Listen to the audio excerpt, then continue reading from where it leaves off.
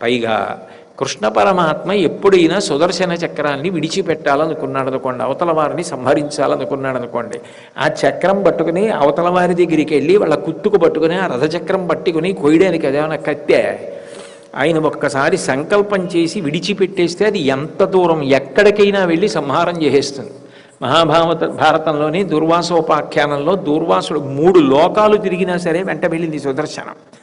అటువంటి సుదర్శన చక్రం చేత్తో పట్టుకొని భీష్ముడి రథం దగ్గరికి వెళ్ళి రథం ఎక్కి నీ కంఠం కోస్తానంటే అందుకు ఉపయోగపడేది అది.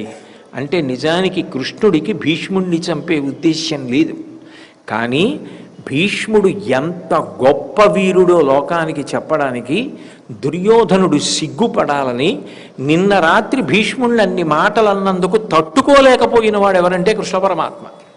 భీష్ముడి కన్నా ఎక్కువ బాధపడిపోయి నా ప్రతిజ్ఞ పోయినా పర్వాలేదు, నేను చక్రం పట్టేసుకున్నానని లోకమంతా నన్ను నింద చేసినా పర్వాలేదు, మాట తప్పినవాడు అని నన్ను అన్నా పర్వాలేదు, నా భక్తుణ్ణి అన్ని మాటలంటే తట్టుకోలేను. భీష్ముడు యుద్ధం చూసి కృష్ణుడంతటి వాడు చక్రం పట్టుకున్నాడని చెప్పుకోవాలి.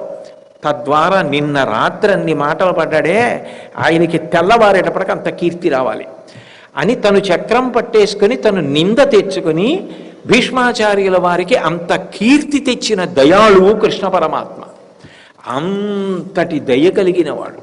అందుకే శంకరులు శ్లోకం ఎత్తుకుంటూనే కృపాపారో వారో సజల జలద శ్రేణి రుచిరు, నీరు నిండిన మేఘంలో ఉండేటటువంటి కాంతి ఎంత చల్లగా ఉంటుందో అట్లా చల్లని వాడవై సముద్రము లోతు ఎంత ఉంటుందో చెప్పడం చేత కాని రీతిలో అంత లోతైనటువంటి దయ కలిగినటువంటి వాడా అని పిలుస్తున్నారు. అంటే కృష్ణావతారంలో ఆయన చూపించినటువంటి దయకు అంతు లేదు.